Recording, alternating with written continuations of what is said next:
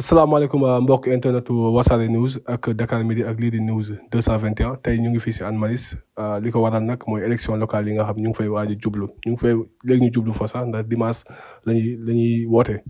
ñu dalal benn candidat bi nag mu ngi dëkk fii si Hann Bel-Air Hann Maristes ñu naa ko jox mu présenté wu ak suñu mbokk internet yi. asalaamaaleykum wa rahmatullah maa ngi leen di nuyu bu baax maa ngi leen di ziar di kontaan seen teewaay fii. Abdourahmane Camara nag doomu Yaraax la doomu commune bu Hann Bel-Air maa ngi juddoo Yaraax maa ngi yaroo Yaraax maa ngi jàngee Yaraax foofu laa mokkalee tamit yàlla suturaal ma tamit sama biir réew tamit laay exercer maa ngi liggéey ministère de la justice au moins depuis 18 ans nekk gestionnaire nekk à la DAGE du ministère de la justice à la direction de l'administration générale et de l'équipement également syndicaliste là depuis 8 ans nekk dans le bureau du SYTJUST dans le bureau exécutif national donc 12 personnes yi dirigé pratiquement 1500 travailleurs foofu laa bokk maa ngi leen di nuyu. Je suis également le président du mouvement Agir et Construire tabax ngir ëllëg Agir et Construire nag est dans la coalition la troisième voie sàmm jikko jàmmoo jariñ Sénégal bi nga xamante ni professeur Amsatou Sow Sidibé moo ko jiite. may candidat di tête de liste dans la commune d'Hann Bel-Air kon bootumu ci ginnaaw kenn alors acteur communautaire là aussi au moins depuis 25 ans. waaw campagne yi xam nañu commencé na lu yàgg mu ngi waaj a tëj lan ngay jàpp ci sa campagne loo xam ne positif na wala négatif. oui boobu ak léegi ñu ngi sant yàlla bu baax ndax ñun dañu waxoon nii dañu ñaan yàlla tàmbale ci bismillahi rahmaani rahim yeggale alhamdulillahi rabbil alamin ba fi ñu wax ak yéen ñu ngi sant yàlla bu baax. ndax sur le terrain ñun également dañ waxoon yoon bii ñu jël duñ ci ut noonu duñ ci utal kenn noonu ñun suñu bopp duñ ko ci ut mais également dañ waxoon suñu slogan mooy ut ci sago am ci sago yor ci sago ëllëg delloo ci sago alors looloo tax suñu pré-campagne ak suñu campagne yëpp mi ngi déroulé wu normalement le plus normalement possible dans les élégances et la courtoisie. comme ni nga ko waxee démarré nga sa campagne ba ñu ngi waaj a tëj lii di campagne électorale yi élection locale yi sa programme doo ko doon xayma fan ngay débuté ak fan ngay jeexalee. incha allahu taala ñun dafa am lu ñu bëggal suñu askan. mais loolu dañu ne ñun suñu ay yéene ak ay mëbët la ñuy wax mais li ñu gëm mooy kaay leen ñu uti suñu amee kaay leen ñu yorandoo loolu la ñuy waxee co-gestion co-construction. loolu nag dañ koy def ci penco ndax dëkk dañ koy penco alalu ñëpp la co-gestion co-construction boobu et de notre unité de notre fraternité mais de notre commune pour une gestion de nos ressources autrement et mieux donc pour que suñu koom suñu alal suñu déggoo suñu juboo tey ak ëllëg gën a ñoŋ lalu ci xam-xam ak jàmm alors loolu nag ñun ci suñu vision dañ ko takk ci ñeenti takk li ñu gis mooy pour ñu développer commune bu Hann Bel-Air te lii nag dañ koy wax tey ndax yéene lañ am ak mëbët dinañ ko joyanti incha allah le 23 janvier au soir population yi gëm naa dinañ ñu voter massivement ñu gagné suñu gagné incha allahu taala dinañ xam dëggantaan lan mooy la réalité su boobaa tam ñu joyantiwaat suñu gis-gis bi ñu amoon dëppale ko ak li nga xamante ni mooy dëgg-dëgg li ñu fekk ci terrain bi candidat lañu bu am ay mëbët am ay yéene ak ay yéene yu sell nag yooyu la ñuy waxee. donc bi ci jëkk ñun ci axe yi nga xamante ni moom la ñu bëggee diriger commune bu Hann Bel-Air mooy l'éducation et la formation mooy jàng ak jàngale ak lépp lu aju ci jàng ak li nga xamante ni wàllu xarala la ak métier alors donc mooy la formation. beneen bi muy la santé et l'action sociale moom mooy lépp lu aju ci faj ak faju ak këru fajukaay yi ak yaxanal ak yëwénal ak yërmande gi ci war a nekk. ñeenteelu axe bi ñu ne le développement du capital humain mooy ñaata nit la ñu am ñu xayma ko ñu ne Hann Bel-Air am na téeméeri junni nit nous avons 100 000 habitants ñu ne 100 000 habitants yooyu yell na ci ñu xam ñaata maçon lañ am ñaata tailleur ñaata pêcheur ñaata intellectuel mais ñaata xale lañ am ci ñu nekk ci l'école yi nga xamante ni ñooy école élémentaire yi ñaata ñoo ci war a dem élémentaire maternelle mais ñaata étudiant lañ am ci université wu Dakar yi. ndax loolu lim ñuy jural mooy tey ak ëllëg lu fi ruus ci wërsëg balaa keneen jóge biti jariñoo ko doomu commune yi jariñoo ko loolu mooy le capital humain beneen bi muy l'environnement et le cadre de vie ñeenteelu axe bi lépp lu aju ci alam bi dëkkuwaay ak dëkkin nan yan pexe yan yoon la ñuy xàll ba bu ëllëgee lépp luñ ci am mu gën a ñoŋ gën a sell gën a baax. comme ni nga ko waxee sa programme alléchant na mais l'actuel maire moo fi nekk si benn coalition bu mag muy Yewwi Askan Wi moom nga xam ne def na fi ay réalisation ba pare ñu bëri kañ nañ ko ubbi na fi ay maison de la jeunesse daara moderne di jàppale askan bi maanaam nan nga compter pour jëlee ko fii nii au soir du 23 13 ans la fi def lajj ci bépp boor nag ñun duñu ŋàññaate ñun duñu xastaate ñun duñu màbbal kilifteef parce que également la troisième voie ak le mouvement agir et construire dañu bëgg nekk des gens sereins duñu ay nihilistes lim fi def néew na néew goo xam ne bu fekkoon am nañu fit lool dañ naan def fi dara 8 milliards de budget la am lu mu gàtt-gàtt dina recouvrer entre 5 ba 7 milliards chaque année manoo gis benn investissement bu avoisiné 500 millions réellement bu dul surfacturation ci commune bu Hann Bel-Air ci 13 ans yi Hann Bel-Air amul plan de développement local amul plan d'investissement communal Hann Bel-Air am ressources yëpp pour autofinancer boppam à 98% ndax Hann Bel-Air am na 40 kilomètres Hann Bel-Air am na 100 000 habitants Hann Bel-Air ci biir commune am na lu mu gàtt-gàtt 500 entreprises ndax plus de 80% du tissu industriel sénégalais se trouve sur l'axe Thiès-Dakar les 60% se trouvent dans la commune de Hann Bel-Air ñu am le parc de Hann am la baie de Hann la plus belle baie d'Afrique la deuxième baie la plus belle au monde amul benn njariñ boo xamante ni yii yëpp mën a limal dinañ ko jural commune bu Hann Bel-Air ba Hann Bel-Air war ci mën a gis boppam ay doom man ci gis boppam buñ mën a nekk entreprise yi ñoom commune yi du ñoom ñooy ut liggéey te ñoom ñooy joxe liggéey xam naa ko waaye xam-xam mooy yor commune man maay dagaan baatu askan bi tey ne damaa bëgg ñu fal ma suñ ma falee dinaa fexe ba doom yi nga xamante ni dañ toll ci am seen yaay nekk ci jafe-jafe dinaa leen yewi ba ñu yewi seen yaay ndax man ci doomu ñooñu laa bokk man sama yaay néegam bu njëkk comme yaay yu bari ci biir Yaraax néegu ñax la woon ay barak ay zinc ñun la suñu yaay yi doon lebalante ceeb ci biir commune bu Hann Bel-Air kon jafe-jafe xam nañ mais Hann Bel-Air la ñu fooye fa la ñu commune bu Hann Bel-Air Yaraax nag laay wax fa la ñu dawalee 5 ans maris bi nekkoon suñu ay toolu papa ñu fi doon ñëw di sàmm ay xar di jàng suñuy ay leçon ci kaw ay garab donc ñun xam nañ leen mooy jafe jàng fa dawal pëne jàng fa bii jàng fa këll jën donc di fay di dem booy ba donc ñooñu ñoo màgg tey di laaj seen commune am légitimité sociale te dinañ leen wax lan mooy légitimité sociale commune bu Hann Bel-Air aberration yi laay ñëwaat ak yow pour nit ñi comprendre les internautes qui nous suivent commune bu Hann Bel-Air la baie de Hann état du Sénégal daf ci def 73 milliards pour seggaat ndox mi kese ndax jën yi mën a dellu siwaat koom bi war a ñëwaat waaye dafa tabax tamit benn intercepteur boo xamante ni dafay jóge port de Dakar dem Petit Mbao 15 kilomètres di segg lépp luy ndoxu tooke ndox bu bon ci biir 15 kilomètres yooyu commune bu Hann Bel-Air dafa am ay cité yoo xam ni tey ñoom ñëpp waroon leen ci connecté ndax intercepteur boobu connecté nañ ci environ 200 entreprises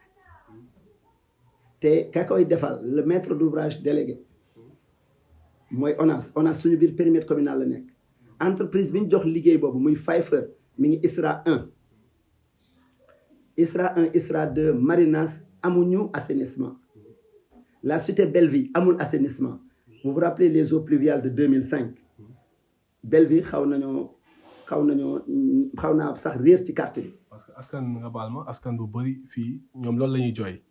jege à quelques mètres kii océan bi. mais on est ak lac yi fi nekk ak bassin yi. ba léegi loolu mënu fay jógee. mais moom laa lay expliqué jafe-jafe yooyu laa lay expliqué bu ñu amoon commune bu am xam-xam mu bind plan yi mu war a bind projet yi mu war a bind di ko dëppale ak état du Sénégal am laamisoo bi war ak état du Sénégal kon yeneen communes yi nga xamante ne ñoom lañ ci connecté 17 communes ñun ñoo ci jiitu parce que la commune de Hann Bel-Air n'est pas la banlieue c'est un quartier périphérique de Dakar. alors Maristes yëpp amul assainissement cité Elisabeth Carriera assainissement ba fa nekk ñoom ñoo làmb seen poste. mais est-ce que tamit assainissement nga baal ma de damay relance rek assainissement nekkul l'état du Sénégal moo koy porté wu pas les communes. mais moom laa lay expliqué pourquoi état du Sénégal connecté ci 17 communes si seen i xarala seen i xam-xam ak plan yu ñu bind ci biir projet boobu laa lay wax biñ koy defar nii barki dem Thiaroye sur Mer amuloon restructuration moo ñu yàqaliwaat mbedd yi defaraat ko amuloon régularisation foncière ndax Hann Bel-Air da ko am Thiaroye dafa fëgg ci taabal man fekk naa réunion boobu bokk naa sax ci ñi appuyé woon waa Thiaroye ndax ñu am restructuration ak régularisation foncière ndax Thiaroye sur Mer Ngor Wakam Yoff Yara 85 la am décret bu leen def village traditionnel alors dëkk yooyu dañoo wax ak ñoom seeni maire seeni waa dëkk taxaw bi war ba état du Sénégal connecté leen ci baie de Hann bi nga xamante ni ñun ñoo ci jiitu ñun waa commune bu Hann Bel-Air ñun waa Yara suñu maire waroon am plan de développement local bu war bind ay projet yuy war a tax état bi jël ñu boole ñu ci projet yooyu cité yooyu nee naa la Pfeiffer bi gagné marché bi à 18 milliards biir ISRA 1 la nekk ñoom ñi ngi kaas lu tax connecté wuñu leen suñu commune boo bu ñu la xasee fal la mission bi ci war ak wàcce sa bopp bi ci war yaa ko war a def yaa war a ut xam-xam yi ak yoon yi xàll ko ba di dëppale lépp loo xam ne xam-xam la ba sa commune am ko aberration yooyu moom moo ñu tax jóg alors am na leneen tam loo xam ni lu yéeme la waaw parce que man ñu nekk 100 000 habitants am un capital humain boo xamante ni xeetu doom bu nekkoon commune bu Hann Bel-Air am na ko am ko fi nekk fukki at ak ñett yor 8 milliards de budget di ko fooye doo ci gis benn njariñ fenn ci commune bu Hann Bel-Air boo xam ne lii réalisation la ay tappale rek boobook léegi ay taf yëngal surfacturation 2015 déjà commune bu Hann Bel-Air 4 véhicules la amoon ñeenti oto ñuy consommer pratiquement 60 millions d'essence miiru armeel yu yaraax yi ñu laso ko yokk ci ñaari rangée armeel yaraax yi village traditionnel facturé ko 21 millions et poussière boo ñëwee ci Hann Bel-Air am na benn mbaar benn case booy gis foofu ak benn parking nee na moom 91 millions la ci def et poussière nga jël armeelu Hann village yi 66 mètres moo ci daan mu facturé ko 23 millions nee nañu Hann village léegi am na pavage beneen tappale mi ngi noonu pavage boobu ñu def ci biir Hann village gros porteurs yi man ñu fa jaar yooyu ay jafe-jafe la amul assainissement Hann village mooy village bi dëkk ci commune bu Hann Bel-Air pratiquement depuis ay 1904 ou 1909 su ma juumul benn dispensaire moo fa am boobu ak léegi depuis lors benn école élémentaire Doudou Mbaye amul dara pratiquement nekk ci insécurité totale et l'insécurité dans Hann Bel-Air les Maristes c'est environ 40 000 habitants 40 000 familles amul assainissement insécurité totale suñu yoon yi baaxul yooyu yëpp ay waxtaan la tey yu ñu war a amaat ay plans yu ñuy tëggaat des journées de réflexion des semaines de réflexion. waaw si noonu da ngay dikk yow nan ngay def ba loolu mun fee. mais ay laami déjà benn surtout si côté apport financier. xam nga tey la baie de Hann rek est plus importante que tout l'or du Sabodala suñu exploité la fa nekk yëpp xam nga parce que la baie a 3 fonctions majeures une fonction économique une fonction touristique et une fonction de détente amul dara bu baie de Hann di jural njariñ commune bu Hann Bel-Air at yi di ñëw dinañu fexe ba njariñ yooyu di jóge ci baie ñun ñu fexe ba di ko exploiter c'est des ressources financières la mission bi yor ak état du Sénégal dans les grands travaux de l'état du Sénégal mais la mission bi yor ak entreprises yi les 500 entreprises dans la commune bi war dinañ ko def ba nga xamante ni lépp luy wërsëg foofu dinañ fexe commune bu Hann Bel-Air di ko jariñoo mais également dinañu fexe ci at yi di ñëw comme le parc de Hann nga xamante ni mi ngi ci suñu périmètre communal mu nekk forêt classée dinañ demander ak l'état du Sénégal ci waxtaan yu yaatu ci ay xam-xam yu wér sa déclassification def ko un patrimoine communal yooyu daf ñuy jural yeneen ni njariñ mais tracé originel bu commune bu Hann Bel-Air mi ngi jógee si Sirnos Malick Sy ba buntu Pikine parce que Dalifort était un quartier de Yara yooyu waxtaan waat la état du Sénégal waxtaan également ak commune bu Dalifort woo leen ci ay journée ñu réfléchir ci nan lañu mën a àndante dans l'intercommunalité mais quelles sont les communes qui sont viables xam nga ak yan yoon lañu war a jaar ba nga xamante ni suñu koom dina gën a ñoŋ ba nga xamante ni lu ñu bëgg yegg ci suñu dëkk dans l'intercommunalité mën nañ ko def t'as vu lëkkaloo bi ñu war am ak la ville de Dakar am ko également dans l'intercommunalité ak la commune de Plateau am nga Thiaroye-sur-Mer am ko également ak Petit Mbao am ko ak les 17 communes qui sont connectées yooyu mooy xam-xam yi nga xamante ni moom moo fi nekk lii nag ay waxtaan la ay lël la ay yéene rek lañ ci am buñ ci tollee yéene yooyu dañ ko def pas-pas def ko dëgg def ko ci sur le terrain donc yi mooy xalaat yi nga xamante ni war nañ ko mën a andi yu yees yu bees tax ci suñu biir commune. waaw dañ koy jeexalee si sa kàddu gu mujj avant sa kàddu gu mujj da ngay wax si employabilité des jeunes lan nga si fas yéene def fan nga ko nar a yóbbu ak tamit lancement tey la affaire bi jeex à presque à minuit lan ngay wax. demain je pense demain à minuit. waaw lan ngay wax population de Hann Bel-Air. déjà def nañu benn caravane ñun dimanche passé muy une démonstration de force 40 kilomètres de communes yi lañ bëggoon def mu dul mat dinañ ko mottali dimanche dinañ ko mottali vendredi incha allah demain dinañ ko mottali def tout Maristes yëpp dugg ay cité Belleville ay Fort Bec yooyu mais employabilité des jeunes boobu ngay wax moi je pense que ci intelligence artificielle ak ay tech liñ ci mën a def ci xam-xam kenn xamul lu mën a jural commune bu Hann Bel-Air. Hann Bel-Air amul bibliothèque populaire communale amul foyer des jeunes amul foyer des femmes amul chambre des métiers yan lëkkaloo lañ war a am ak école de formation yi fi nekk xam nga ba nga xamante ni lépp lu fi petit commerce xam nga ak les nano entreprises yooyu la ñuy développer dans l'avenir pour que employabilité boobu ngay ne day nekk entreprise boo xamante ni ay jeunes ñoo koy monter di ci moom tabax également ay immeubles yoo xamante ni dans ci intelligence artificielle da nga fay dugg di jaay xam-xam di jënd xam-xam di fa fay xam-xam àdduna bi tey foofu la toll donc liñ ci wax lu wér la ay xam-xam yu leer la du ay fo du ay tappale léegi nag ci insécurité bi lëkkaloo bi nga xamante ni commune bu Hann Bel-Air war na ko mën am ak gendarmerie bu Hann amu ko lëkkaloo bi mu war a am ak commissariat bu Bel-Air amu ko lëkkaloo bi mu war a am brigade bu Maristes amu ko alors yooyu yëpp ci at yi di ñëw mën nañ ko waxtaanee sax ak état du Sénégal ba nga xamante ni ñun war nañu mën a góorgóorlu ba amaat police municipale ànd ko tamit ak état bi parce que yooyu yëpp dañu naan non commune mënu ko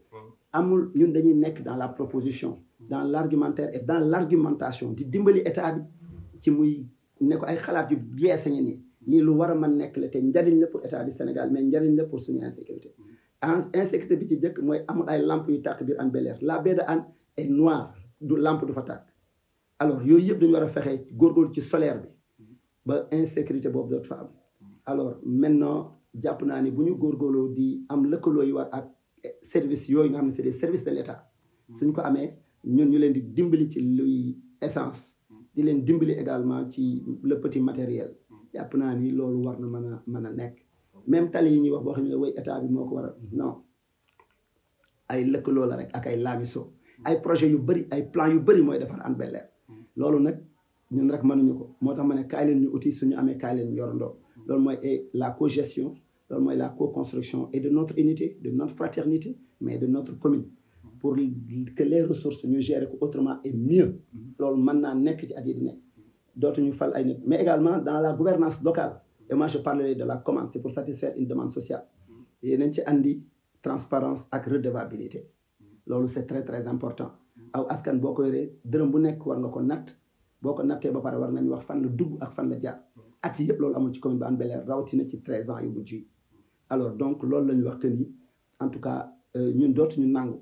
kenn di ñu jiite ci ay tappale fi may daanelee mooy xam-xam bu bari am na fi diplôme yu bari am nañ fi li manqué dëggantaan tey dans la gouvernance locale à la commande li manqué mooy diine ak ngor njub ak ragal yàlla njariñ ak yërmande population yi sonn nañu yaay yi sonn nañu doom yi sonn nañu góor ñi ak jigéen ñi mag ñi ak ndaw ñi ñëpp sonn nañu alors il nous faut les aider mën nañ sax mën a dem ba di réinsérer ñi nga xamante ni dañu nekkoon ay prisonniers mais les handicapés mais le troisième âge donc ñooñu ñëpp war nañ mën a utal ay semaines de réflexion des journées de réflexion ñu xalaataat ci ban nekkin lañu war a nekkee tey ak ëllëg xam nga ci mbiru maraîchage le parc de Hann rek peut nous absorber toute la déperdition scolaire mais tous ces gens-là les handicapés la réinsertion des prisonniers mën nañ ko am ci lépp loo xamante ni élevage la volaille ak agriculture dans ce que l'on appelle les métiers, les emplois verts. Le parc d'Anne également pour nous aider dans les emplois verts, les métiers animaliers. Beneen aberration bi gën a mag tamit fàtte woon naa ko parc d'Anne 60 hectares la administration la mais parc d'Anne dafa am benn espace 80 hectares yooyu ministère de l'environnement dafa jël 20 hectares zoo bi jël 7 hectares mu des 53 hectares mais dafa am benn place bu ñuy woowee un jardin ethnobotanique jardin boobu depuis 20 ans ren la Suisse yi dem Suisse yi ñoo koy financé depuis 20 ans njariñu jardin boobu mooy dafa am lu tolloo 400 espèces d'arbres yu ñu fay yar en voie de disparition ci kaw suuf daanaka amatuñ ci kaw suuf Suisse yi depuis 20 ans ñoo koy financé benn yoon commune bu Hann Bel-Air taxawu fa maire am taxawu fa mais li gën a yéeme mooy góorgóorlu ñu sax ba ñu former benn ethnobotaniste bu dëkk ci biir commune bu Hann Bel-Air loolu aberration bu mag a mag alors donc yooyu dañ ko war a corriger dans l'avenir beneen aberration bi gën a mag tamit ma fàtte ko eau potable am na fu ñuy wax montagne 6 ci booru géej gi magasin fële am na kër yoo xam ne ba léegi amaguñu eau potable am la mooy aberration bi entreprise yi joxe ndox di jaay ndox xam ngeen leen suñu biir périmètre communal la ñu nekk suñu commune tëggul ay plan tëggul ay projet tëggul ay yoon amul laabiso bi war ak ñooñu ba nga xamante ni war nañu mën a am eau potable alors yooyu ay jafe-jafe la ñëpp bëgg toog di seetaan nag dafay jeex te seetaan également nit ku baax du ko nangu mais way gëm yàlla du ko nangu ndax maam Adama seetaan bi ko àll yi rab yi ak gàncax yi seetaanoo bi mu tooñee boromam ci biir aljanna yére mi ñoo jëkk futteeku bàyyi ko muy daw di fu mu làqu yàlla ne lu ci seen yoon am nga mais comme seetaan ngeen ko nag ba jéemu leen ko mu moom moo leen di jariñoo ba keroog jaam ñi dajawaat looloo tax ñu ñuy jariñoo àll yeeg rab yi ak garab yi ak gàncax yi kon nit du seetaan olof sax nee nañu ku attewul xuloo di nga te xeex yooyu moo ñu wàcce ci mbedd bi maay président bu CRAB mooy la concertation des riverains et acteurs de la baie de Hann pour l'environnement c'est environ 100 associations suñu bi mujj réalisation bi mujj bu ñu def on a amené un conteneur de 100 millions may ko suñu commune je suis le président de Doomu Yaraax on a donné 10 000 cahiers la première année aux 8 écoles élémentaires à l'époque c'était 8 écoles élémentaires léegi la nekk 9 avec Daara moderne boobu nga xamante ni bon tàppale la bu mu andi donc temps bi mayewu deuxième année ñu joxe 45 cartons de rame de papier 24 cartouches troisième année ñu reboiser les 8 écoles élémentaires quatrième année ñu dem CM1 reboiser la devanture embellir ko dugg ci biir école seet yan doom yan yaay yan papa ñoo mënul fayal seen njaboot ay blouse man leen fayal inscription ñu fayal leen ko waaxu dem suñu yoon mais maay président Këngëm Yaraax c'est environ 50 ceintures noires la triple championne du Sénégal est dans mon club on a 3 arbitres yoo xamante ni au moins ils sont sur le plan international alors mais je suis le président également de Unis par le sport parc de Hann nous nous sommes constitués là-bas am na ay xale yoo xamante ni ci fitness ñoo ko fa jëkk def constitué amuñu ñi ci bari ci ñoom amuñu diplôme académique ci ñuy entraîner ñuy coach yi ñu fexe ba fay leen formation fexe ba ñu nekk des moniteurs diplômés lii la ñuy def depuis 25 ans ak suñu commune ndax man maa ngi commencé ma vie communautaire en classe de CE2 avec la Croix-Rouge alors li ñu gëm mooy ànd ak suñu askan ci ànd nawle nga am mbaa nga ñàkk nawle nga yooyu nag moo ñu wàcc ci terrain bi ut si wuñu oto ut si wuñu kër ut si wuñu alal ut si wuñu liggéey nous ne sommes pas maires chômeurs nous ne sommes pas maires retraités nous sommes encore en activité donc yii moo ñu wàcce ci terrain bi bëgg rek amal njariñ suñu askan tekkee fi tekkil fa Yaraax manee fi mënal fa Yaraax xamee fi xamal fa Yaraax et quand je parle de Yaraax je parle de toute la commune de Hann Bel-Air ndax ñu am des quartiers verts am des écoles qui fonctionnent correctement un système sanitaire qui fonctionne correctement un capital humain qui fonctionne correctement lépp ñëw ci at yi di ñëw en tout cas maa ngi woo population. si noonu suba la campagne yi di jeex à minuit lan nga ban kaddu mooy nekk sa kaddu bu mujj à l'endroit de la population de Hann Bel-Air. waaw il n'y a pas de solution à la paix c'est la paix qui est la solution maa ngi woo ñëpp ci jàmm maa ngi woo ñëpp ci juboo ak ci déggoo ñu dem wote ci jàmm may woo population yëpp yi war a wote ji ci Sénégal waaye rawatina ci commune bu Hann Bel-Air nañu dem wote ci jàmm ñibbi ci jàmm ku yàlla jox ñu sant ko gërëm ko félicité ko te ñaan nañu yàlla ñun gagné au soir du 23 beneen bi suñu carte bi mooy bu orange bi am boppu xar bi boobu moom mooy suñu liste la troisième voie sàmm jikko jàmmoo jariñ Sénégal donc moom mooy bu orange bi am carte bi mooy bu orange bi am bopp xar bi ñu ngi leen di woo ngeen jël ko mooy bi nga xamante ni mooy bi mën a jariñ tey ak ëllëg Hann Bel-Air ci njub ak ragal yàlla ci diine ak ngor ci njariñ ak yërmande donc di sant ñëpp di gërëm ñëpp ci bi ñu tàmbalee ba léegi ci population yi yëpp yi ànd ak ñun di ànd ak ñun ci gëm rek que ni war nañu mën a andi njariñ ñun également plébiscite moo ñu andiwaat fii comme niñ ko association yi doon defee mooy ndénkaane koo wóolu kon nag yal nañu Hann Bel-Air jig yal nañ ko jig yàlla buñ leen war yàlla buñ ñu war yàlla lépp lu ñuy def rek yal na ci dëgg jiitu am nga yal na ci njariñ jiitu en tout cas yii lañ amoon pour di ko wax toute la communauté de Hann Bel-Air toute la population de Hann Bel-Air di woo tous les candidats également ñu rester serein le jour J lépp passé ci jàmm et que le meilleur gagne vive la commune de Hann Bel-Air